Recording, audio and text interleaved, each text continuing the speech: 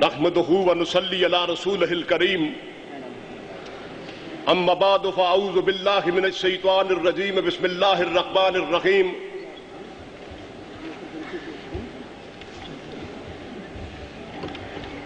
قابل صد احترام برادران اسلام، قیام پاکستان سے 3-4 سال بعد کی بات ہے۔ موچی دروازہ لاہور میں آل پارٹیز تحفظ ختم نبوت کانفرنس ہو رہی تھی۔ رات کے اجلاس میں شیخ الاسلام مولانا شبیر احمد عثمانی رحمت اللہ علیہ خطاب کے لیے آئے اور انہوں نے بیان کرتے ہوئے کہا، اے ناموس محمد صلی اللہ علیہ وسلم کی تحفظ کے لیے اکٹھے ہونے والے مسلمانوں، جب مسیلمہ کذاب نے دعوی نبوت کیا تو صدیق اکبر ماہی بیاب کی طرح تڑپ اٹھے، مدینے کے حالات کو بالکل نہ دیکھا اور مسیلمہ کذاب کے خلاف لشکر کشی کا فیصلہ کیا۔ اور جب وہ لشکر تیار ہو رہا تھا، جب تلواروں کو تیز کیا جا رہا تھا، جب نیزوں کی انیوں کو آب دی جا رہی تھی، جب جہادی آیات پڑھی جا رہی تھی، جب رزمیہ شاعری کہی جا رہی تھی، اور اس وقت مجاہدین ختم نبوت صحابہ کرام گھوڑوں پہ سوار ہو کر یمامہ کے میدان کی طرف روانہ ہو رہے تھے، تو صدیق اکبر اس وقت ان کے ساتھ پیدل چل رہے تھے، دوڑ رہے تھے۔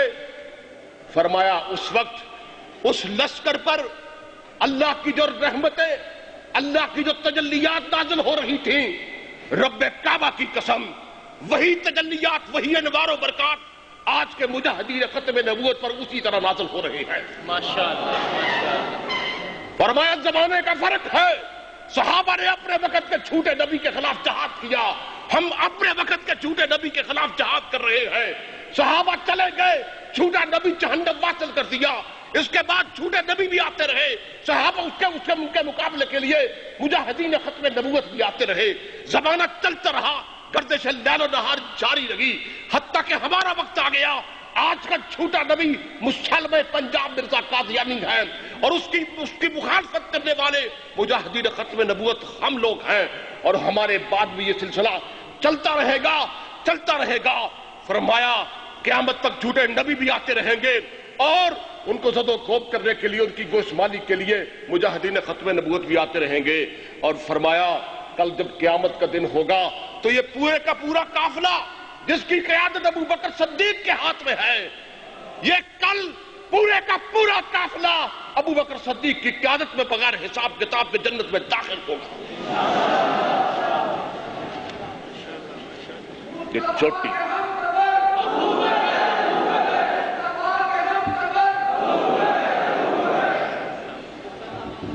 فرمایا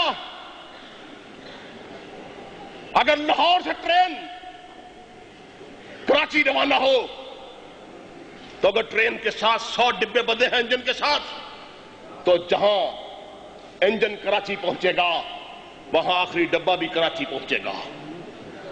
فرمایا ہم آخری ڈبہ صحیح، لیکن انجن کے 7 بندے ہیں، اور اس انجن کے 7 بندے ہیں جو امت محمدیہ کا سب سے بہترین فرد ہے۔ میرے دوستو، تقریریں بہت سی ہو چکی، آپ کے سامنے مقررین حضرات نے تمام گوشے آپ کے سامنے رکھے۔ مجھے بات کرتے کرتے اسی کے اجر و ثواب کے ضمن میں حضرت امیر شریعت سید عطا اللہ شاہ بخاری رحمت اللہ علیہ یاد آ گئے۔ ہمارے دوست غلام نبی صاحب فرماتے ہیں، گجرانوالہ والے 10-12 سال ہو گئے فوت ہو گئے، کہنے لگے شاہ جی گجرانوالہ آئے اور رات میرے ہاں ٹھہرے، آدھی رات کو میری آنکھ کھلی تو میں نے دیکھا کہ شاہ جی رحمت اللہ علیہ تہجد کی نماز پڑھ رہے ہیں۔ شاہ جی نے ادھر سلام پھیرا، میں نے ان کا گھٹنا پکڑ لیا اور میں نے کہا شاہ جی میرے ساتھ ایک وعدہ کریں۔ پوچھا بیٹا غلام نبی کون سا وعدہ؟ کہا شاہ جی میرے ساتھ وعدہ کریں کہ آپ اس وقت تک جنت میں نہیں جائیں گے جب تک مجھے ساتھ لے کر نہیں جائیں گے۔ کہنے لگے، شاہ جی ہنس پڑے اور پھر عاجز انکساری سے کہنے لگے، بیٹا غلام نبی، اگر اللہ نے مجھے جنت عطا کی تو خدا کی قسم تو غلام نبی ایک کیا ہے عطا اللہ شاہ بخاری اس وقت تک جنت میں نہیں جائے گا جب تک اپنے ختم نبوت کے ایک ایک رضاکار کو ساتھ میں لے لے گا۔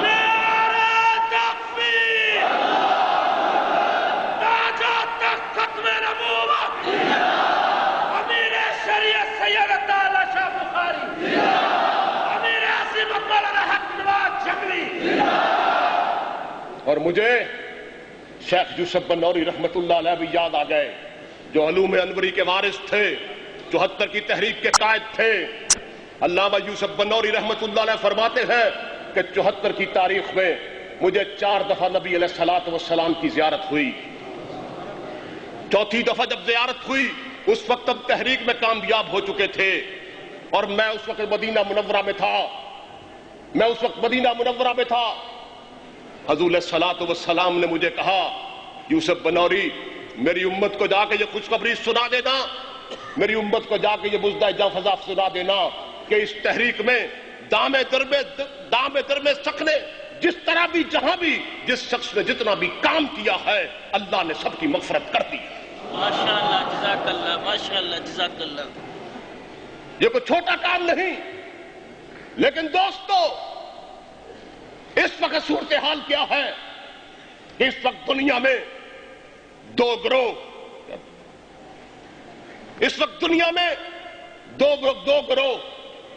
آپس میں نبرد ازما ہے۔ ایک گروہ تاج و تخت ختم نبوت پر حملہ آور ہے، اور دوسرا گروہ ان کو روکے ہوئے ہے، ان سے نبرد ازما ہے، ان سے گتھم گتھا ہے، اور انہیں تاج و تخت ختم نبوت تک پہنچنے نہیں دے رہا۔ پہلا گروہ مرزا قادیانی کی امت ہے، اور دوسرا گروہ حضور علیہ الصلوۃ والسلام کی امت ہے۔ میرا سوال یہ ہے کہ کروڑوں ساحل کے تماشائی جو کلمہ بھی پڑھتے ہیں وہ کس کے امتی ہیں؟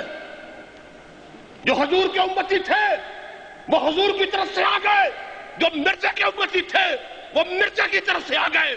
سوال یہ ہے، یہ ساحل کے تماشائی جو آج اپنے نبی کا تماشا دیکھ رہے ہیں یہ کس کی امت ہے، اور قیامت کے روز ان کا حشر کن کے ساتھ ہوگا؟ اور آخری بات کہہ کے وقت کم ہے، اپنی آخری بات کہہ کے اپنی بات کو ختم کرتا ہوں۔ دوستو اس وقت جو قادیانیت زندہ ہے اس کے وجود کے اندر جتنی بھی جد جان ہے وہ قادیانی نواز طبقہ کے ساتھ وجہ سے ہے۔ وہ لوگ جو قادیانیوں کے ساتھ کاروبار کرتے ہیں، وہ لوگ جو قادیانیوں کے سکولوں کے کالجوں کے اندر اپنے بچوں کو داخل کرتے ہیں، وہ لوگ جو ان سے روابط رکھتے ہیں، ان کی شادی غمی میں چاہتے ہیں، ان کی شادیوں میں جا کے مرغے اور قورمے اڑاتے ہیں، اور حضور علیہ الصلوۃ والسلام کی عزت و ناموس کا مذاق اڑاتے ہیں، سب سے ذلیل ترین گروہ یہی گروہ ہے۔ اور اس گروہ کے بارے میں بات کہتا چلا جاؤں، اے قادیانی نواز، قادیانی سے تعلق رکھنے والے، تیرا نبی علیہ الصلوۃ والسلام سے کوئی تعلق نہیں ہے۔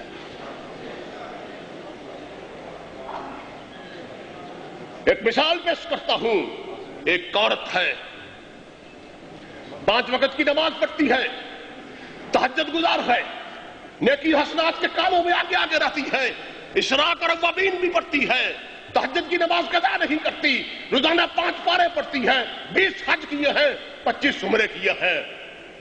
یہ اس کا کردار ہے، یہ اس کے اعمال ہیں۔ لیکن دوسری طرف وہ کسی غیر کے ساتھ تعلق بھی رکھتی ہے، اور ایک دن اس کا خامند دوسری طرف وہ کسی غیر کے ساتھ تعلق بھی رکھتی ہے، ایک دن اس کا خامند اس کا آنکھ بٹکا دیکھ لیتا ہے، اس کی اشارہ بازی دیکھ لیتا ہے، وہ کڑہاری لے کر اس کے ٹکڑے ٹکڑے کر دیتا ہے۔ میں آپ سے سوال کرتا ہوں، بتاؤ اس کی نمازوں کی قیمت اس کے خامند کے ہاں کوئی پڑی؟ اس کے روزے کی قیمت اس کے خامند کے ہاں پڑی؟ اس کے حج اور اس کے زکات اور سب کچھ ان کی قیمت پڑی؟ اور غیروں سے تعلق رکھ کے مرزا قادیانی اور قادیانیوں سے تعلق رکھ کے رسول اللہ کو رلانے اور تڑپانے والے تیرے بھی سارے اعمال تیرے منہ پر مار دیے جائیں گے اور تجھے ہمیشہ کے لیے برباد کر دیا جائے گا. وما علینا الا البلاغ المبین.